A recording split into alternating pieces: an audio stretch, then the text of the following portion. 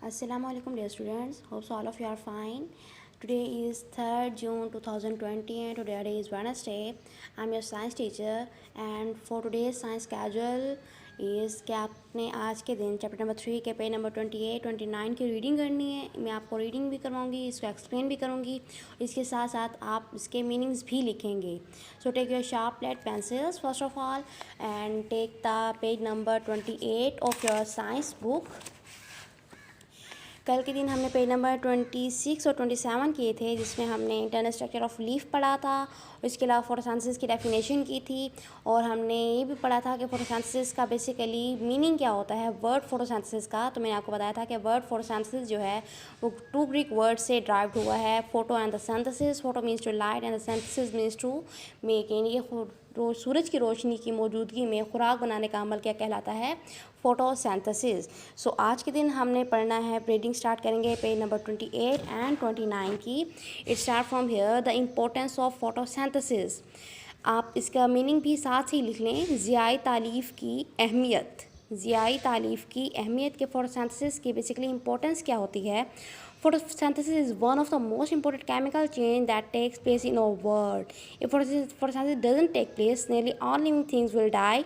Glucose and oxygen are the products of photosynthesis. All living things use these two products in respiration to produce energy. This energy is used to perform different activities of life. Activities का में लिखेंगे आप सरगर्मियाँ। यानी कि photosynthesis बहुत ही important chemical change है जो कि इस वर्ल्ड में टेक प्लेस हो रहा है। अगर फोटोसिंथेसिस नहीं होती तो क्या होगा कि तमाम के तमाम लिविंग थिंग्स जो हैं वो मर जाएंगे, डाई हो सकते हैं। इस फोटोसिंथेसिस की जो 2 प्रोडक्ट्स थी, जैसे कि कल भी हमने इसकी इक्वेशन में पढ़ा था कि इसकी 2 प्रोडक्ट्स बेसिकली क्या है फोटोसिंथेसिस की, glucose and the next one is the oxygen. कि ग्लूकोज और ऑक्सीजन जो ये 2 प्रोडक्ट्स हैं, इसे हम कहाँ इस्तेमाल करते हैं? इसे हम फोटोसिंथेसिस इसको हम रेस्पायरेशन में इस्तेमाल करते हैं। तमाम के तमाम लिविंग थिंग्स जो हैं उन्हें ज़िंदा रहने के लिए रेस्पायर करने की ज़रूरत है। अम्ल तनफ़ुस के थ्रू ही वो क्या कर सकते हैं, एग्जिस्ट कर सकते हैं, ज़िंदा रह सकते हैं। क्या है कि उन्हें ऑक्सीजन की ज़रूरत होती है रेस्पायर करने के लिए, टू प्रोड्यूस एनर्जी, ताकि वो एनर्जी को प्रोड्यूस कर सकें और आगे फर्दर अपनी ज़िंदगी की तमाम सरगर्मियों को कैरी आउट करने के लिए इस एनर्जी को यूटिलाइज़ कर सकें। तो इस वजह से फोटोसिंथेसिस जो है ये हमारे लिए बहुत बहुत ज़्यादा इंपॉर्टेंट है, because without photosynthesis no one living organism can exist in this world. Next one हमारे पास ये आपके पास शॉर्ट सा एक्सपेरिमेंट है। It has been thought that plants animals could live in a sealed environment such as a glass globe. Do you think is possible? If it is yes then how? कि यहाँ पे आपको एक दिखाया गया कि एक ग्लास ग्लोब दिखाया गया है, इसके अंदर एक जो है प्लांट रखा गया है।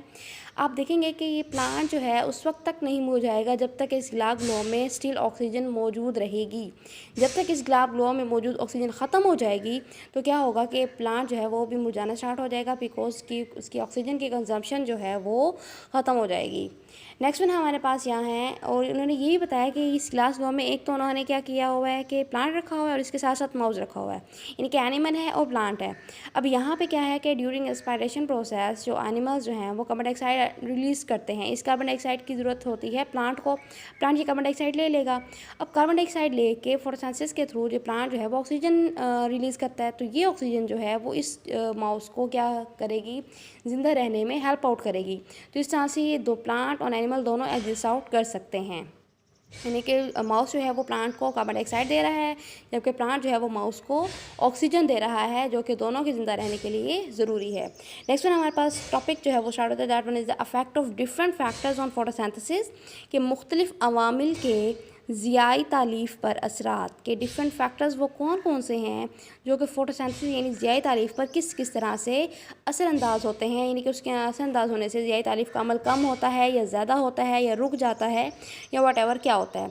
इसी यहाँ पर फर्स्ट वन है light, temperature, carbon dioxide, water and chlorophyll जो है ये बहुत ही नेसेसरी फैक्टर्स हैं फोटोसिंथेसिस के लिए। ये फर्स्ट वन हमारे पास जो factor that one is the light, रोशनी। यानी कि रोशनी का क्या अमल दाखिल होता है ज़ियाई तालीफ के अमल में?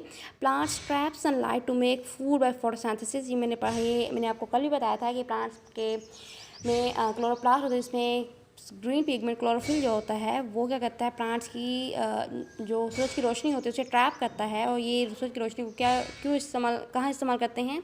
खुराक बनाने के अमल में। Photosynthesis increases as the light intensity increases. Light intensity का मीनिंग लिखेंगे रोशनी की शिद्दत। इनके जैसे ही लाइट की रेज जो हैं, लाइट बीम्स जो हैं वो ज़्यादा होंगी, रोशनी की इंटेंसिटी जो है वो ज़्यादा होगी, उसी तरह से फोटोसिंथेसिस का फिनोमेना जो है वो इंक्रीज़ होता है। नेक्स्ट वन हमारे पास ये है कि of the 7 colours of light chlorophyll absorb blue, orange and red light, कि जो क्लोरोफिल जो है, जो कि मेन ग्रीन पिगमेंट है सूरज की रोशनी को ट्रैप करने के लिए, वो बेसिकली 7 कलर्स में से ब्लू, ऑरेंज और रेड लाइट को मोस्टली जो है मैक्सिमम जो है अब्सॉर्ब करने की कैपेबिलिटी रखता है क्लोरोफिल। नेक्स्ट में हमारे पास फैक्टर जो आता है that one is the carbon dioxide, के कार्बन डाइऑक्साइड का क्या अमल दखल है फोटोसिंथेसिस में। Carbon dioxide which plants absorb from air is an essential component of photosynthesis. The rate of photosynthesis increase with increasing carbon dioxide level, यानी कि ये भी बिल्कुल लाइट इंटेंसिटी की तरह है, जिससे लाइट इंटेंसिटी इंक्रीज हो रही थी तो फोटोसिंथेसिस का फिनोमिना इंक्रीज हो रहा था। यहाँ भी इस तरह कि कार्बन डाइऑक्साइड का रेट जब इंक्रीज होता है तो बिल्कुल इस तरह फोटोसिंथेसिस का अमल भी इंक्रीज होता है। और ये आपको बता दीजिए, it's a very important MCQs also. The level of carbon dioxide in the air is about to 0.03 to 0.04%, यानी कि हवा में इसका जो बेसिकली जो एक रेट है कार्बन डाइऑक्साइड का वो हमारे पास 0.03 से 0.04% के नियर अबाउट होता है। नेक्स्ट वन हमारे पास है टेम्परेचर, दर्जा हरारत। दर्जा हरारत, कि दर्जा हरारत क्या होता है, the higher the temperature the faster the process of photosynthesis. ये भी वैसे ही है कि इस फैक्टर के इंक्रीज होने से हमारे पास फोटोसिंथेसिस का फिनोमिना, इसका प्रोसेस है वो इंक्रीज़ होता है। नॉर्मली प्लांट्स ग्रो वेल, यानी कि प्लांट्स बहुत वेल ग्रो करते हैं किस टेम्परेचर पे, 25 से 25 डिग्री सेल्सियस के टेम्परेचर पे प्लांट्स जो है वो बहुत ही वेल ग्रो कर रहे होते हैं। लेकिन अगर टेम्परेचर 0 डिग्री सेल्सियस से कम हो जाए या मीन के माइनस पे चला जाए या 40 से अबव चला जाए तो ये प्लांट्स की ग्रोथ के लिए सूटेबल या नॉर्मल नहीं होता। यहाँ पे आप ग्रोथ का मीनिंग लिखेंगे नशोनुमा, ग्रोथ मीन नशोनुमा। नेक्स्ट में हमारे पास पेज नंबर 29 पे है नेक्स्ट वन फैक्टर जो है हमारे पास, that one is the water. Water is also one of the raw material for photosynthesis and it is required in limited amount. पानी आल्सो ये भी बहुत ज़्यादा इंपॉर्टेंट फैक्टर है, यानी कि ये भी असरअंदाज होता है फोटोसिंथेसिस पे, लेकिन इससे ये क्या होता है कि लिमिटेड अमाउंट में चाहिए होता है, बहुत ज़्यादा मिकदार में नहीं चाहिए होता है। लास्ट वन फैक्टर हमारे पास that one is the chlorophyll. Chlorophyll is a green material in plants, ये जो कि आप जानते हैं कि प्लांट पे ग्रीन मटेरियल होता है जो क्लोरोप्लास्ट में होता है, इस सनलाइट को फोटोसिंथेसिस के लिए ट्रैप करता है, पकड़ता है। It gives green colour to the leaves, यानी कि पत्ते का जो ग्रीन कलर जो होता है वो भी इसी क्लोरोफिल की वजह से ही होता है। Without chlorophyll the photosynthesis is impossible, यानी कि क्लोरोफिल के बगैर जो फोटोसिंथेसिस जो का जो फिनोमेना है वो इम्पॉसिबल है, मीन्स उसे नामुमकिन है। किस तरह से कि अगर क्लोरोफिल नहीं होगा तो सन की लाइट को ट्रैप आउट नहीं कर सकेगा, सनलाइट ट्रैप आउट नहीं होगी, सूरज की रोशनी नहीं होगी, तो फोटोसिंथेसिस का जो फिनोमेना है वो फर्दर कैरी ऑन नहीं हो पाएगा। आंतों के बाकी तमाम फैक्टर्स भी बहुत इंपॉर्टेंट हैं, लेकिन अगर क्लोरोफिल ना हो तो फोटोसिंथेसिस भी नहीं होगी, यानी कि बहुत ज़्यादा इंपॉर्टेंट है फोटोसिंथेसिस के फिनोमेना के लिए। नेक्स्ट वन हमारे पास ये है structure of leave well suited to the photosynthesis. इसके बाद मीनिंग देखेंगे ज़्यादा तालीफ के लिए पत्ते की साख्त का मुनासिब होना, यानी कि पत्ते की साख किस तरह से मुनासिब होती है ज़्यादा तारीफ के अमल के लिए, ये हम पढ़ेंगे। मोस्टली फोटोसिंथेसिस आकर इन ग्रीन लीव्स, के ये मोस्टली ग्रीन लीव्स में आकर होती है बिकॉज ये structure is suitable for this process, क्योंकि उनकी जो साख जो होती है, उनका जो स्ट्रक्चर जो होता है वो इस प्रोसेस के लिए बहुत ही ज़्यादा मुनासिब सूटेबल होता है। फर्स्ट वन पॉइंट है most leaves have flat blade to absorb maximum light, यानी कि आपने देखा होगा कुछ पत्तों की सतह जो होती है वो बिल्कुल फ्लैट ब्लेड की तरह होती है। इसका पर्पज़ ये होता है कि वो ज़्यादा से ज़्यादा लाइट को जो है वो एब्जॉर्ब कर सकते हैं। जब ज़्यादा लाइट एब्जॉर्ब होगी, लाइट की इंटेंसिटी ज़्यादा होगी तो फोटोसिंथेसिस का जो प्रोसेस है वो इंक्रीज़ होगा।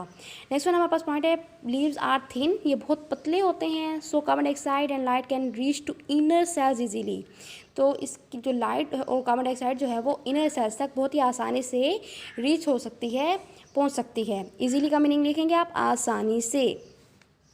नेक्स्ट हमारे पास थर्ड पॉइंट है leaves have large number of stomata in the lower epidermis, यानी आपको पता है कि जब हम इंटरनल स्ट्रक्चर ऑफ लीफ पढ़ रहे थे तो मैंने आपको बताया था इसकी लोअर एपिडर्मिस में बीन शेप लाइक बहुत से स्मॉल स्ट्रक्चर्स होते हैं जिन्हें हम स्टोमेटा कहते हैं, सिंगल स्टोमा कहा जाता है।